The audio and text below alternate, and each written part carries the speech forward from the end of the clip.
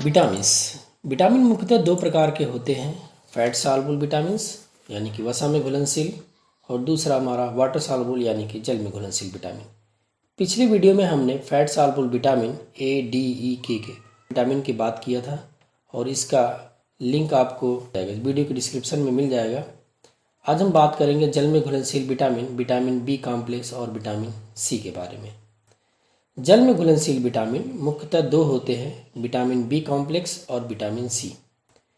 Vitamin B complex कई विटामिनों का समूह होता है, इसलिए इसको विटामिन बी कॉम्प्लेक्स के नाम से हम जानते हैं। इसमें आता है B1 thymine, B2 riboflavin, B3 नियोसिनिक अम्ल, B5 pantothenic acid, B6 pyridoxine, B7 biotin, B9 folic अम्ल और B12 कोबैलामिन। उसके बाद आता है विटामिन सी। इसका रासायनिक नाम है एस्कॉर्बिक अम्ल है। वाटर सॉल्युबल विटामिन लंबे समय तक हमारे शरीर में संग्रहित नहीं रह सकते हैं। ये जल में घुलनशील होते हैं और जल जब शरीर के बाहर यूरिन के रूप में बाहर निकलता है तो उसके साथ ये विटामिन भी बाहर निकल जाते हैं। विटामिन B1, इसका रासायनिक नाम थायमीन है और यह शरीर में कार्बोहाइड्रेट को ऊर्जा में परिवर्तन करने में मदद करता है। यह ग्लूकोज के मेटाबॉलिज्म के लिए आवश्यक होता है। विटामिन B1 नसों के चारों ओर माइलिन शीथ बनाने में सहायक होता है। यह शरीर में एसिटाइलकोलिन के बनने में मदद करता है, जो नर्व सिस्टम यानी कि मांसपेशियों के बीच जो संकेत ले जाने और ले आने का काम करता है।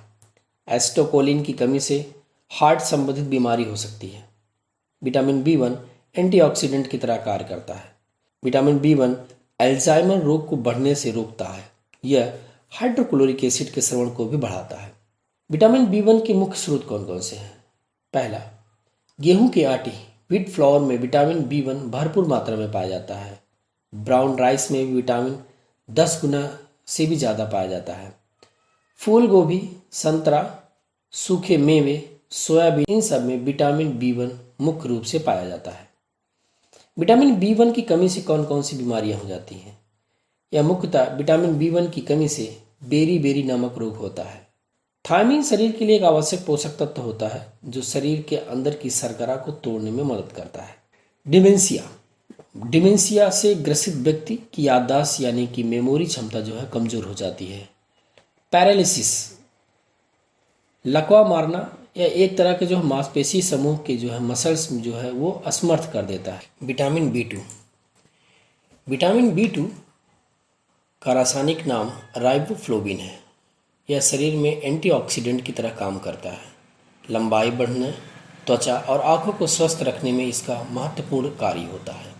विटामिन B2 मोतियाबिंद, काला मोतियाबिंद, जिसको हम ग्लूकोमा के नाम से जानते हैं, या केरेटोकॉन्स, आँख की पुतली की जो समस्या होती है उसमें, इन सभी समस्याओं से बचने में मदद करता है। माइग्रेन की समस्या, एनीमिया, कैंसर और बालों के झड़ने की समस्याओं से छुटकारा मिलता है। विटामिन B2 के मुख्य स्रोत, इसके मुख्य स्रोत है milk, egg white, fish, meat, chicken, किशमिश, मशरूम और शकरकंद। इसकी कमी से मुख्यतः कैलोसिस नामक रोग हो जाता है। कैलोसिस रोग में जो है मुख्य रूप से जो है मुंह के कोने पर जो है लालिमा यानी कि रेडनेस हो जाता है, पेन होती है और त्वचा जो होती है वो ब्रोकन हो जाती है, टूट जाती है। मुख के कोने से खून बहना शुरू हो जाता है और पपड़ीदार स्किन हो जाती है। विटामिन B2 की कमी से ग्लाइसाइटिस और सेबोरिक रोग भी हो जाता है। विटामिन B3 का रासायनिक नाम नियोसिनिक अम्ल है। यह विटामिन शरीर के उपापचयी यानी कि मेटाबॉलिक एक्टिविटीज़ में भाग लेने वाले कोएंजाइम का मुख्य घटक होता है।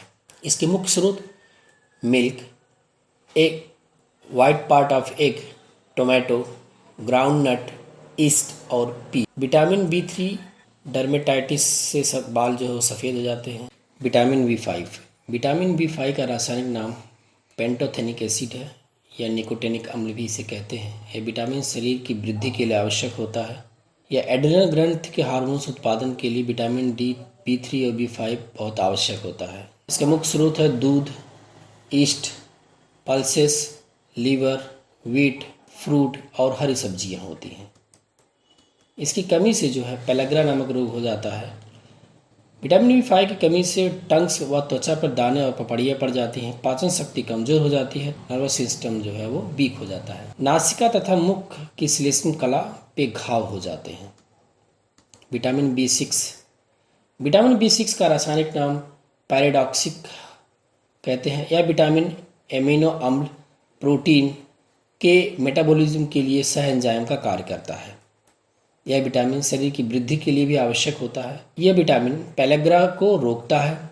विटामिन B6 के मुख्य स्रोत मिल्क, अनाज, ईस्ट, मांस, जिगर, हरी सब्जियां और फ्रेश मीट होते हैं। मुख्यतः विटामिन B6 की कमी से एनीमिया, नर्वसनेस, चर्म रोग और मानसिक रोग हो जाता है। विटामिन B7 का रासायनिक नाम बायोटीन है। यह विटामिन वसा के संश्लेषण यानी कि सिंथेसिस के लिए आवश्यक होता है। विटामिन B7 के मुख्य स्रोत दूध, अनाज, मांस, जिगर और हरी सब्जियां तथा फ्रेश मीट है। विटामिन 7 की कमी से पेशियों में दर्द, मसल्स पेन या ब्लड कोलेस्ट्रॉल जो है वो बढ़ जाता है। विटामिन B9 का रासायनिक नाम फॉलिक अम्ल है।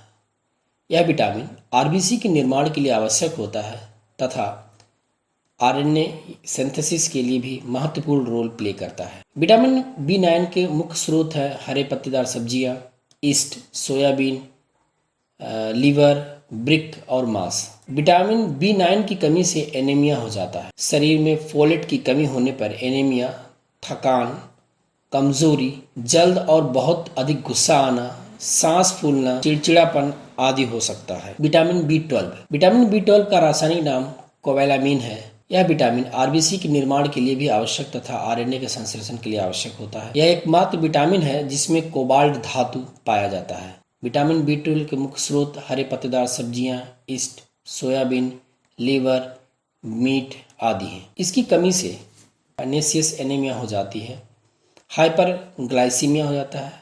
शुगर का कम होना हाइपरग्लाइसीमिया कहलाता है। जब ब्लड शुगर का लेवल 72 मिलीग्राम प्रति DL से भी नीचे चला जाए तो ऐसी स्थिति में हाइपरग्लाइसीमिया या लो ब्लड शुगर कहलाता है। हमारे शरीर का सामान्य ब्लड शुगर लेवल 80 से 110 मिलीग्राम प्रति DL के बीच होता है और 90 मिलीग्राम प्रति DL को औसत ब्लड शुगर लेवल माना जाता है। विटामिन C का रासायनिक नाम एस्कॉर्बिक अम्ल है। यह कोशिकीय श्वसन यानी कि सेलुलर रेस्पिरेशन के क्रेब चक्र यानी क्रेब साइकिल में कोएंजाइम का कार्य करता है। यह आरबीसी, डेंटिन और कोलेजन तथा न्यू सेल्स एंटीबॉडी के निर्माण में सहायक होता है। यह अमीनो अम्ल के उपापचय में भी सहायक होता है। विटामिन C के मुख्य स्रोत सिट्रिक फल्स हैं जैसे नींबू है, टमाटर, मूली, एप्पल और ग्रीन वेजिटेबल्स है। इसकी कमी से विटामिन C की कमी से एस्कॉर्बी रोग हो जाता है जिसमें मसूड़ों से रक्त आने लगता है। यह विटामिन मानव में कोलेजन के निर्माण के लिए आवश्यक होता है। इसमें शरीर खासकर जांघ, पैर पर जो है चिकित्ते पड़ जाते हैं। रोग बढ़ने पर मसूड़े सूज जाते हैं और फिर दांत गिरने लगते हैं। एनीमिया और रक्त अस्कंदन ब्लड क्लॉटिंग देरी से होता है।